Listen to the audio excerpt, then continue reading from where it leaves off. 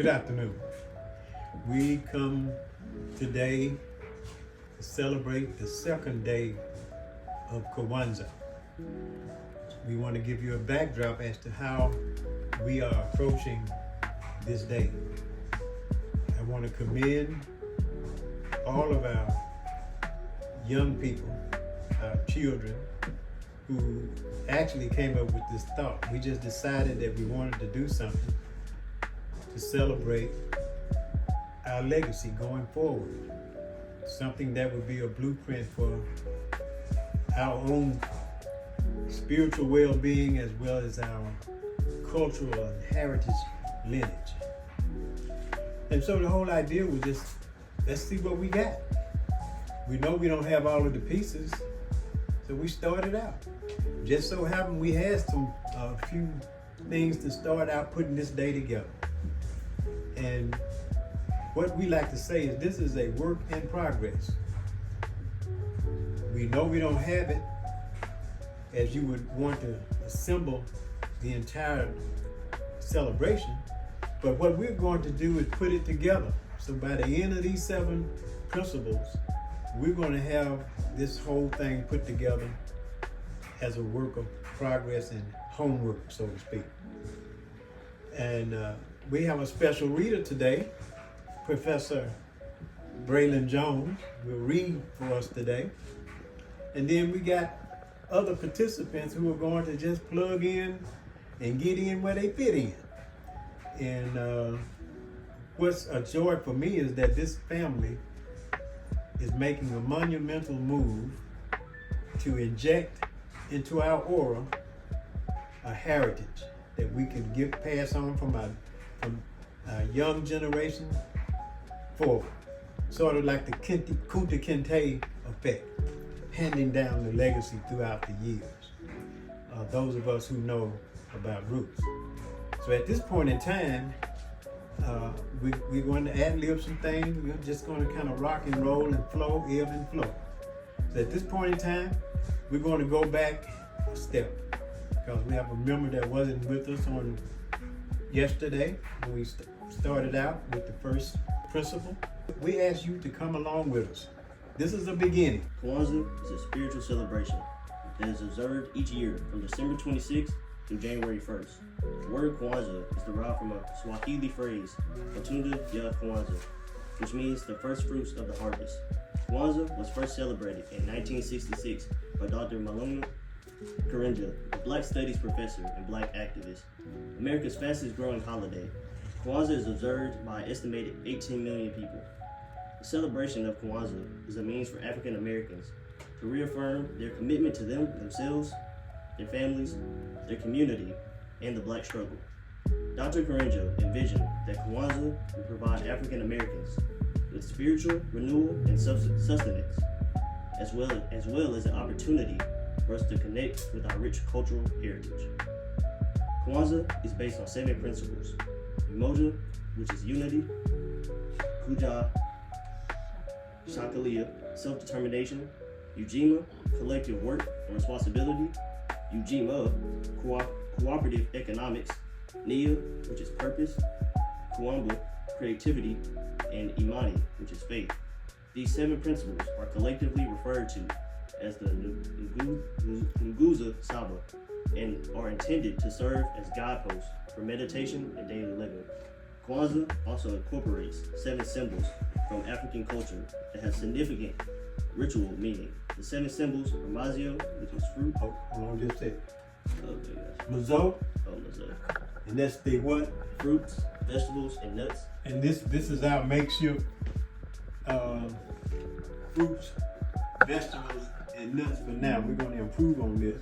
But the idea is just the symbol, just the idea that Mazo means fruits, vegetables, nuts, and the like. And that sits right down on the table.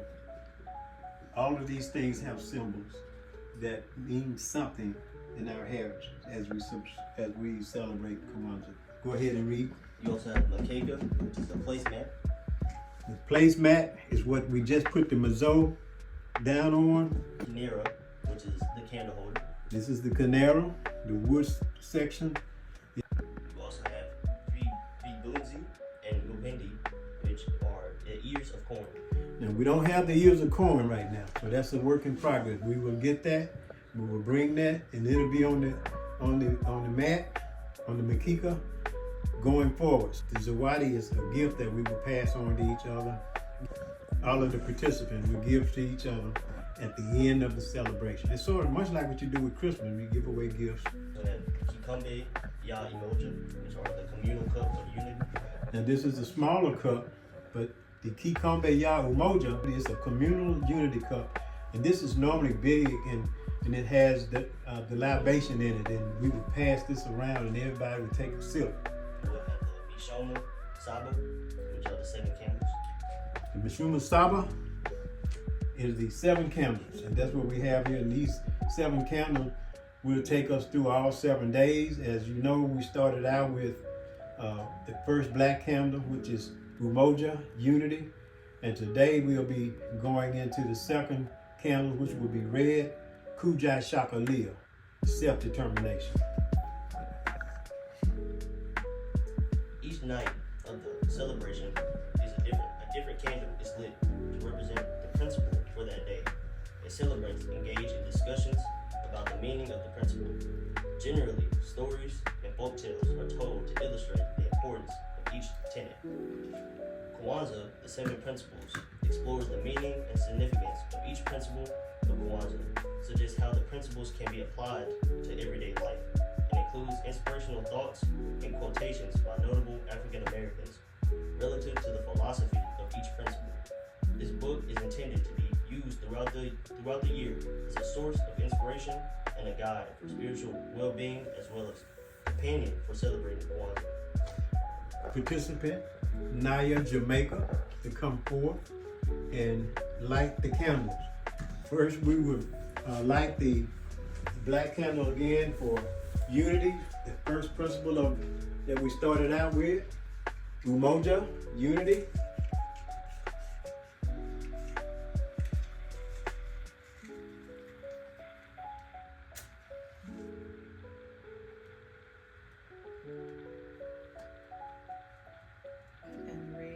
And now we will light the candle for today, the first red candle. And this is Kujichagulia, meaning self-determination. Kujichagulia is the Swahili word for self-determination. Naya Jamaica will light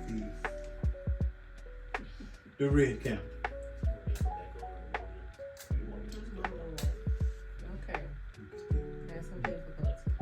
Just the top one.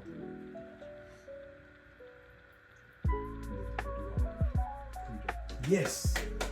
Thank you, Naya Jamaica. Emoja is the first principle of Kwanzaa. It is symbolized by lighting the black candle in the center of the canary, which represents unity. Unity is appropriately celebrated the first day of Kwanzaa because it is the common thread that ties us all together. Our progress as a race depends on our ability to form cohesion bonds that transcend our individual differences. And you know how important unity is. A house divided against itself cannot stand. In unity, we are strong. Together we stand and we move forward. So we're talking about a unity within our family where we will lean on each other, leaving no family member behind, accepting each family member as they are, where they are. And we work to build on hope, faith, and love.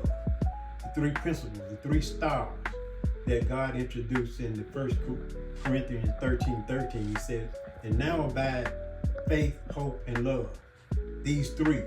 But the greatest of these is love. And this concept that we're talking about is when we talk about family, we're talking about family love. Love conquers all. Go ahead and read. Self-determination. The second principle of Kwanzaa is Kujichagulia, which is symbolized by lighting the first red candle of the canary. The significance of Kujichagulia is that it encourages us to define, name, create, and speak for ourselves, instead of being defined, named, created for, and spoken for by others. Self-determination shapes our belief that we are responsible for our own destiny in life. It helps us to understand that we are our greatest resource.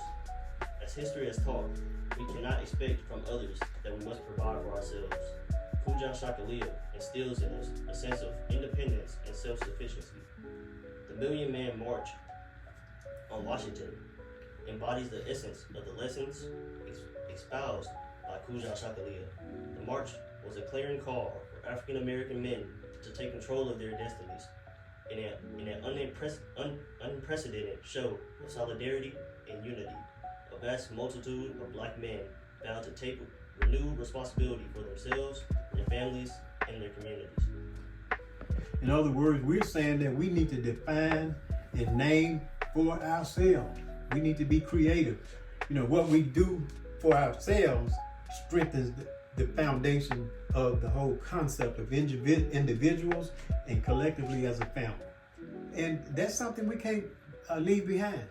The individual thing, trying to do a thing without any help or any support. You're isolated. One twig by itself can be easily broken.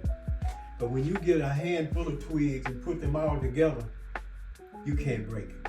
And it goes back to a concept that was in Unity when we were talking about emoji. We talked about the spider webs working together can hold a lion. Can you imagine how light the spider webs are? But when they come together and hold together, they can hold the power of a lion. That is what we're talking about when we talk about self-determination. Instead of letting somebody define who you are, tell you who you can be and what you can be, you work to define for yourself who you are. Know that you are somebody. You are somebody. And you move in that same groove, going forward, never looking back, never looking to the left or the right. You're moving forward, understanding that I am the captain of my ship. I am the master of my fate. And this is how we move. Sort of like Invictus, it's a poem that was put together so that it would define the fact that we can and should stand up for ourselves. Stand up for our children. Men, I like the way the concept, when he talked about the Million Man March, that was a clarion call to say to all men. And that call is still out there. That call is still on us. All men come together. Let's stand up and be leaders for our family, leaders in our community, leaders in our church, leaders in our politics, leaders moving and taking control and taking the responsibility for the welfare of our families. That's a village. Together, we make the difference. It takes a village to raise a child. It takes a family to enrich and empower a village. Go ahead. Discovery, inspired by Kujichagulia, we must have a clear and thorough understanding of our history. Despite our distance from Africa, our motherland, we cannot ignore her values and tradition. Just as the Sankofa bird must revisit its history to determine its destiny, a people must know from whence they came to know whence they are going. Once we understand our history, we're able to shape our future. Yes, and here again, we're talking about working together to shape that future. So out of the night that covers me, black as a pit from pole to pole, I thank whatever God may be for my unconquerable soul. In the fair clutch of circumstance, I have not winced nor cried aloud. Under the bludgeoning of chance, my head is bloody but unbowed. I am the master at the end of this concept. We say who we can become, and we work toward being the best that we can possibly be. Standing up and role model for our young people, for our family, and for the world. And Professor expounded on a couple of things. And when we want to go back and look at it, we want to make sure that we cover the concepts of education. knowledge is light. We cover the concept of being involved in a spiritual journey together. You know, when you look back at the civil rights movement, we were actually bound together because we were all marching in one direction for one cause, one aim, one destiny, one God. We were moving. Marcus Garvey started had that in that whole concept. We were saying we shall overcome, no matter what's coming down the pipe. We shall overcome. We were bound together and arm to arm, marching in the streets, and nothing was stopped. Water hose being shot on the participants, and dogs being sicked on people. It wasn't about the danger. It was about the manger of standing up and letting God order our steps, and we go through what we got to get to in order to be who we can be in this world. And that's what this whole thing of Kujichagulia is about. And we got to put those two together. Umoja, Kujichagulia. Umoja, unity, Kujichagulia, self-determination. We will not stop moving forward. We can't look back. We can't go back. We got to move ahead. Now, at this point, you know, we are at the celebration pitch where we sort of come together in this room and we echo some of the powerful voices from the past. And we have different ones to come and read. And we want you to, participate. We want you to volunteer to come up and read. Of course, I may call on a few folks since we are so small. And the first voice you have coming from the past professors who? Marvin Collins. And what does Marvin Collins say? The quote goes, "You are unique. There is no one else like you." We have Quincy Jones. You have to know that your real home is within. Wow. Do you want to come and do the next reading?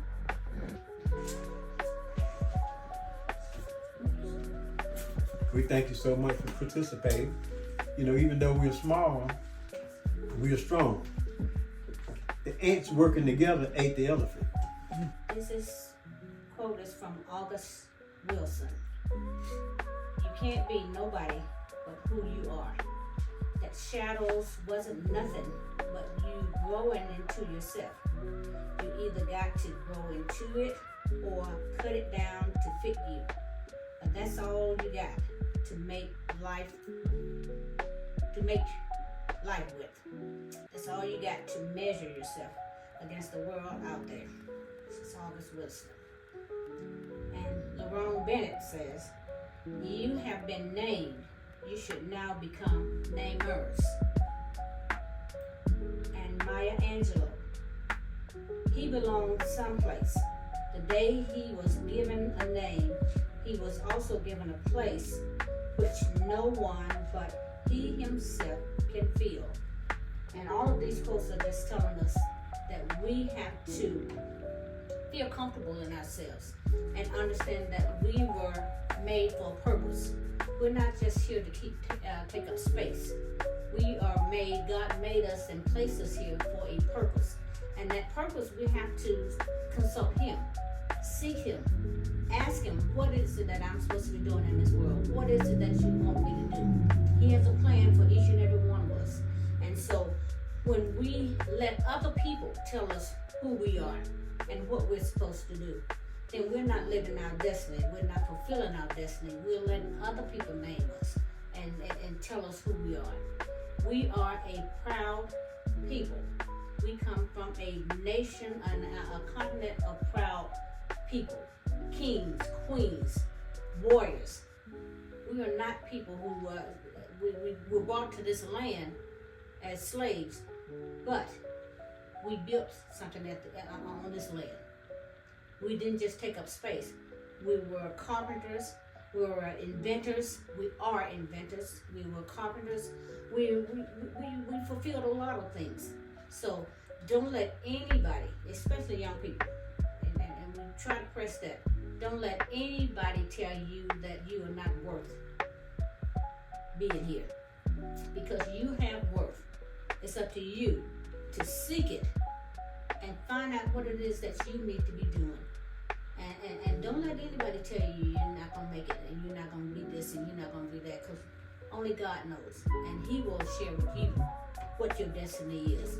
And so, self-determination. Seek your place. Find your place. Get at it. And do what it is that God has ordained you